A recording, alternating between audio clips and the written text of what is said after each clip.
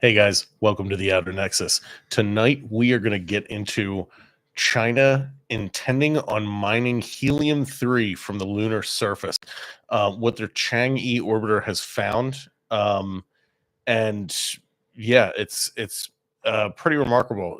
Lieutenant General Steve Kwast's appearance on Shawn Ryan, he said that China intends to do this. Um, First, we are going to talk about this article first, from what is this? South China Today. What is the name of that website? I forget. Yeah, SCMP. SCP. Yeah.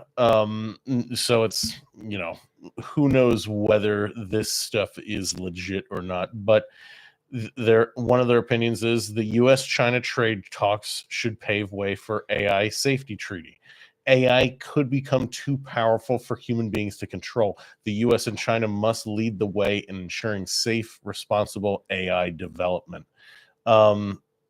So they're already talking about how there are going to be potential trade talks to regulate AI between the US and China.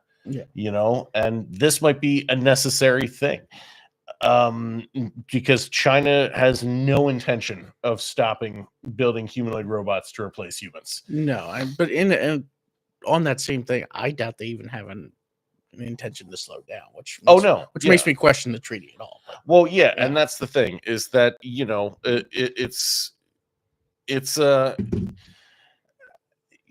they have absolutely no intention to slow down. I think a major financial, Morgan Stanley came out and said that humanoid robots are going to be a $40 trillion industry potentially. Yes. So, and there's no point for China to slow down on any of this. So it's kind of surprising that they're opening the door to maybe having some sort of treaty about this stuff. And I feel like it's got to happen. Like, it can't just be that everybody's like, yeah, we're going to build all the humanoid robots and we got to avoid the Terminator situation, but we're not going to do anything to stop it. But Skynet's right there. Like, Nah. we're going to even name our companies like Cyberdyne. Oh yeah, and it's stuff. that's exactly what's going to happen. And they're just fully barreling down this road, but also there's this surface level of maybe we should do some kind of safety thing about this. Hey guys, slow down. Yeah. No, it's they're never going to slow down. Yeah. We're not going to see that. What, like we talked about the other day. The US basically is, with the Golden Dome, or in a way that's very little difference between Skynet and what the Dome, exactly. So we're going to barrel right into it. And that was the other thing about this, about the Golden Dome that we forgot to get into, is that it's basically like, it could be like another Patriot Act. Yes. With its surveillance system. Yeah. And we're just enabling all these systems to happen. And then we're just like, yeah, we're just going to invent Skynet too. And just see what happens. Just to see what happens. Hey guys, what about some regulation behind that? Yeah. Let's not talk about that. Let's just get the system online. Yeah. Let's make sure you're safe. You're safe. That's our main priority. Actually, it's not about safety. It's about how fast you can spend money. Well, as long as we can get all your money systems hooked up to ours and make it as easy as possible for you to spend money, who cares about your safety? Oh no, they're going to push safety though for that. Well, they'll say safety. Yeah. Oh no, that's all they're safety. Don't worry about the rest. You're safe now. Yeah. We'll take care of you. All those little worries you have about how it might be misused. No, we're never going to do that. Which kind of gives new context to China talking about a safety treaty for AI. Yeah. We're all doing this for your safety. Yeah. So we'll see how a safety treaty works out for China and AI. But let's get into the main subject here. So on Shawn Ryan's podcast, he had Lieutenant General Steve Kwast on there, and Steve Kwast, he's a very interesting individual. He is to me, he comes off as very legit, his credentials check out. He's, he's right there, but he's also the owner of a company, a space company. So, it's like it's a double-edged sword here, because he's coming on and talking about this as like as a capitalistic CEO of a company, but it is a space company. He was a lieutenant general. He does actually know what he's talking about here. Well, that's the whole thing. He's running on the fact that, like, look at my background. Yeah. And yes, you were a lieutenant general in, the Army? The Air Force. And he helped, build out Space Force, And those are great credentials to have for, the CEO of a space company. Yeah. So I don't think anyone questions that. Yeah. I think the only thing that they question, as Motive. do I, is the motive. Yeah. It's like, I'm the CEO of a space company. You guys should really go to space. Yeah. Like, yeah. Well, that's the thing. And, you're not wrong there. That is pretty funny when you put it that way. But I think his point, the general's point stands, is that we do actually have to go to space, because China, and this is one of his points, is that China fully intends to do full-scale helium-3 mining operations on the lunar surface. Now, they're this article, let's see, which article is it? Yeah, okay. Yeah, okay. So this is an older article from 2022. China has returned helium-3 from the moon, opening door to future technology. The Chinese Chang'e mission. So the Chinese Chang'e missions have been going, I think, since 2007 to just check out the moon. There's been rumors around these missions. One of my favorite rumors is that they use the Chang'e to go around the dark side of the moon to check for American military bases. There's no confirmation that was the reason why they did that, but that was a rumor around it. But the Chang'e has been working on analyzing the moon, and I'll throw this up here just so you could see it. This is what they have found. These are the helium-3 deposits that they found on the moon. They're in red. So there's actually quite a number of them. We can't just like go up there and grab them, though. We actually have to set up full-scale mining operations here on the lunar surface. And this is from 2022. The Chinese scientists call the mineral Chang'ezite Y. The mineral has been described by the state-operated news agency Xinhua as a kind of colorless, transparent columnar crystal. Also, the Chinese claim that the new mineral contains helium-3, an isotope that many scientists have touted as a potential fuel for future fusion reactors. The crystal mineral was exceedingly tiny, about 1/10 the size of a human hair. The new mineral is of immense interest to lunar geologists. The helium-3 that it contains has the potential to change the world. This is from The Hill. Very sensational for The Hill.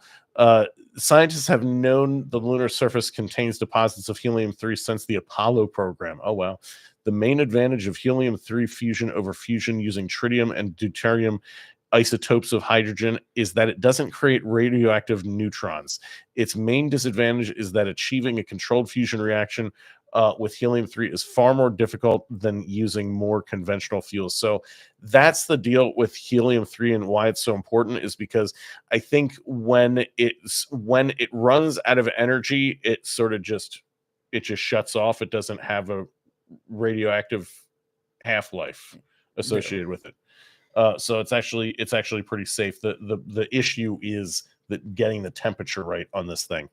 According to NASA, China is preparing to mount the next phase of its lunar exploration program that will lead to a research base at the south pole of the moon. The planned missions includes Chang'e 6, which, like Chang'e 5, will be a sample return mission focusing on the lunar south pole. It will likely attempt to bring back ice located in the permanent shadowed craters at the south pole. Chang'e 7, which will be an orbiter, lander, rover combination designed to prospect for water at the lunar south pole. This mission may precede that of Chang'e 6. Chang'e 8 said to be designed to test technologies for the eventual construction of a lunar base. China, perhaps in partnership with Russia, still plans crewed lunar landings sometime in the 2030s. In the meantime, NASA's twice delayed Artemis 1 mission has a new launch date. If all goes well, the mighty Space Launch System rocket will lift off on September 27th. This is pretty old, this article. What do you think about this so far, Billy? Well, the whole thing with like helium-3 mining, is that on the lunar surface, there's like between 1 and 50 parts per billion of helium-3 in the dirt, if that's what you want to call it, on the lunar surface. So in order to get an amount where you're like, it was worth it, you need a real mining operation, and transportation, and you need people up there actually like working, so you need at least a large-ish manned mission, and more likely a robotic mission, which they don't have yet, but it is like they said, an important element, and one of the things that they kind of hinted at as it may be more important, at least for the beginning, is finding where the water's at. So that one's kind of one of the big ones too. They want to figure out where the water's at. So do we. So that we can basically put our base next to it and be like, this is ours. And and that's important to note that on the surface, from what we could tell, it's there, but it's not much. However, underneath, it seems like, and this is a Hill article, this is pretty sensational. They're saying that China's return of helium-3 suggests that the moon could become the Persian Gulf of the mid to late 21st century. Clean and abundant fusion energy would change the world in ways that can barely be evaluated. That's a pretty bold statement that it's going to become the Persian Gulf of the 21st century. I mean, this is Cowboy Bebop territory here. Let's see. Of course, the problem remains of getting the technology of helium-3 fusion working. Helium-3 fusion may not become a reality before the middle of this century because of the technological obstacles involved. Some of the changes in American space and energy policy might hasten the advent of helium fusion 3, however. Another thing to note here, and my family has worked in water purification, and one of the big things that they do that for is nuclear power plants.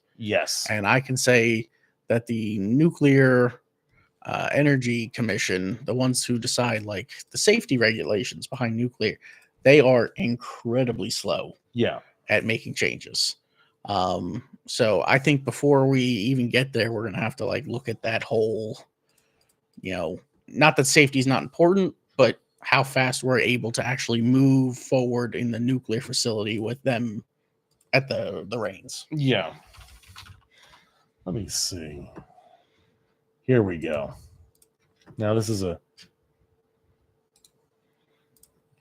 Daily Mail article, but Daily Mail probably has some of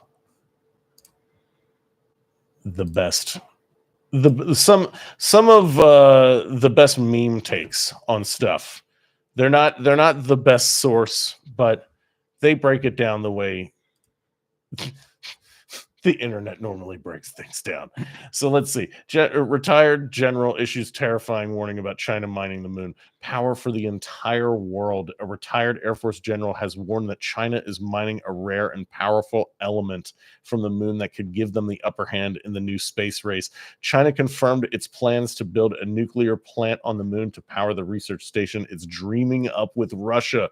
During an April presentation, the country aims to become a major space power and land astronauts on the moon by 2030. Its planned Chang'e mission for Chang'e mission for 2028 would lay the groundwork for constructing a permanent manned lunar base. Helium-3 is a rare.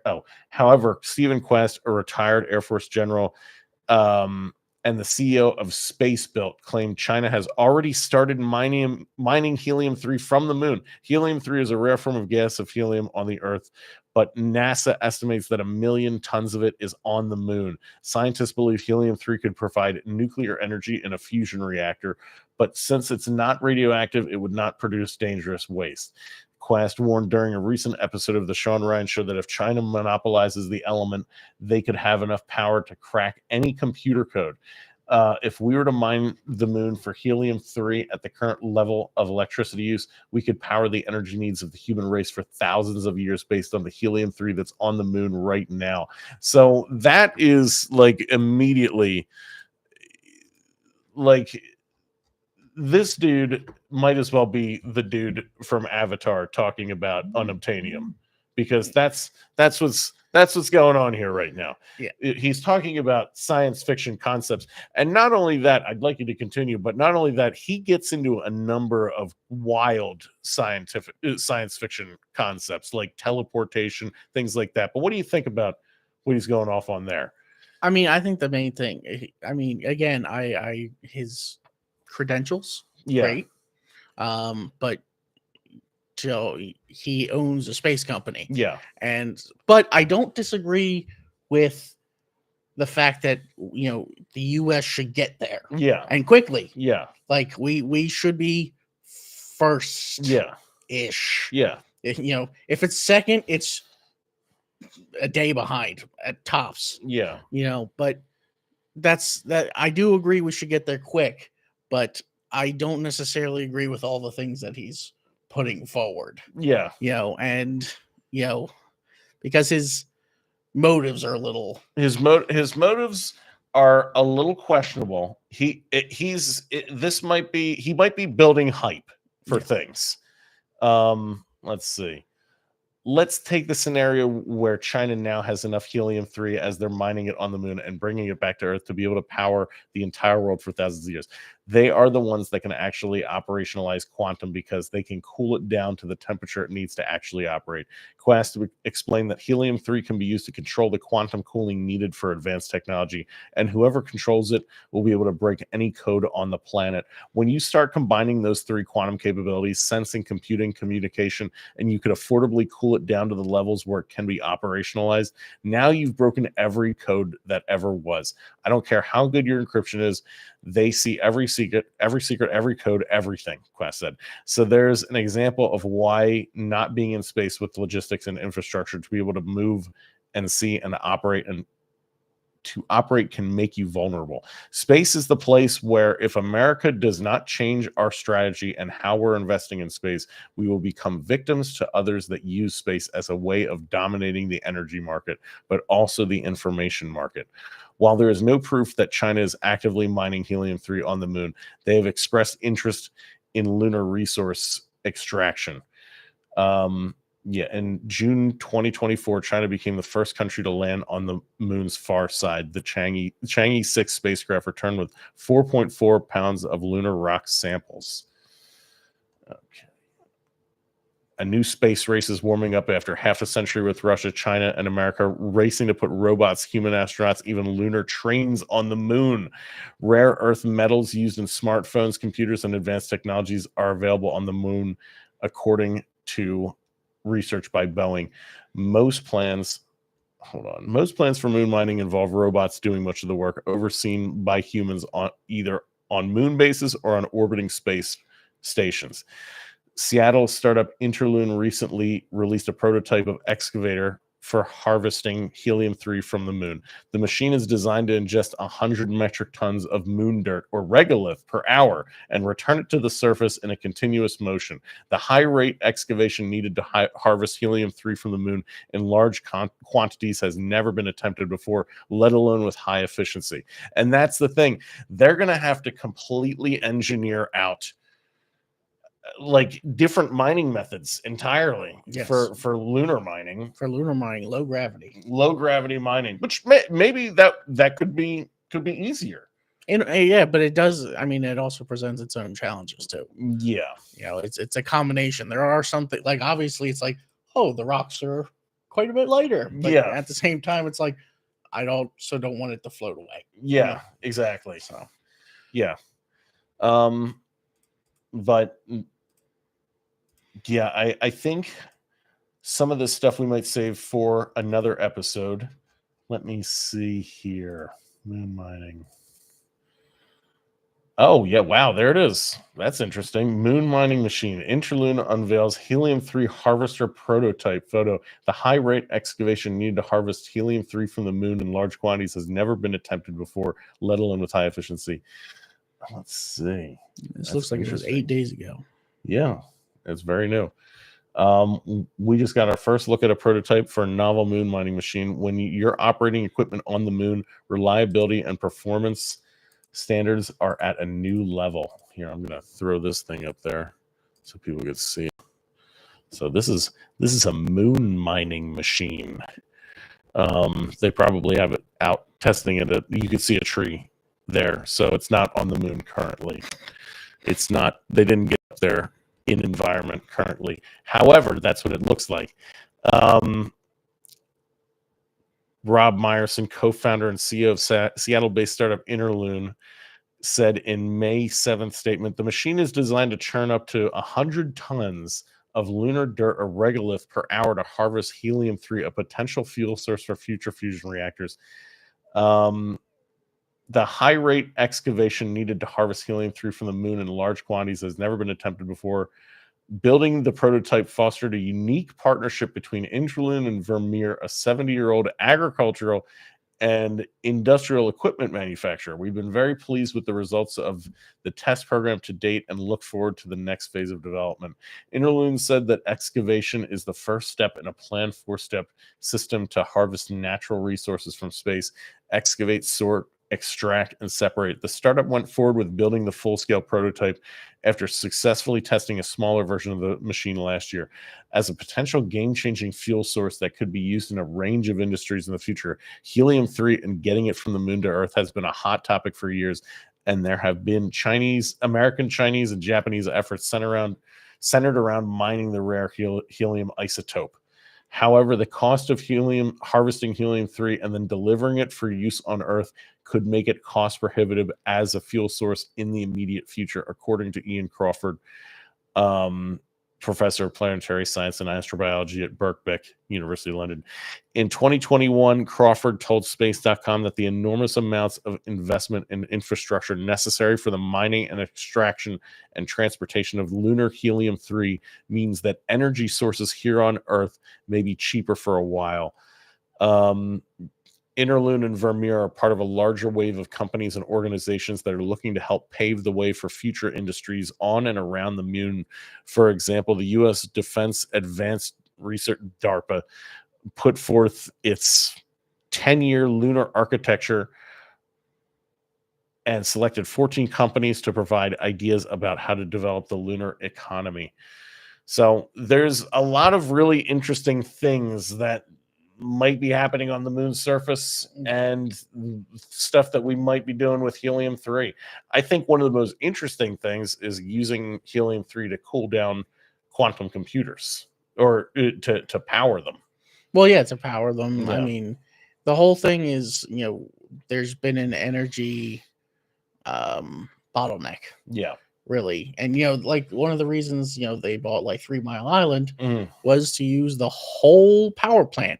They're not sharing it. Yeah. They're going to use the whole thing to power their whatever they want. For Microsoft's AI. But it's going to be their AI, which is one of their steps towards, quantum computing. Yeah. So there's an energy bottleneck. And if this thing allowed you to just break open that bottleneck, all of a sudden you have access to as many of those things as you want. As that you can build. And that's like you said, that's a big thing, because it really doesn't matter at that point how good your stuff is if they can just constantly bombard you and you can't stop it. Yeah. I mean, it's pretty wild. If this stuff is true, it is world changing. We will be living in some sort of future world, like they just showed off, the flying hover bike. Did you see that? Yes. Yeah.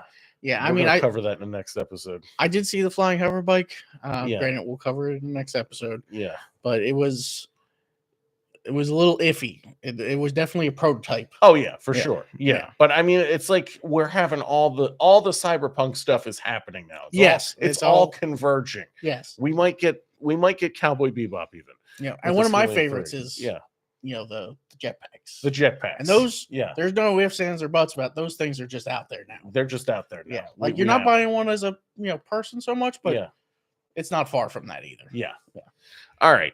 I think that's where we are going to call this episode. Thanks for watching, guys. Like and subscribe. See you next time.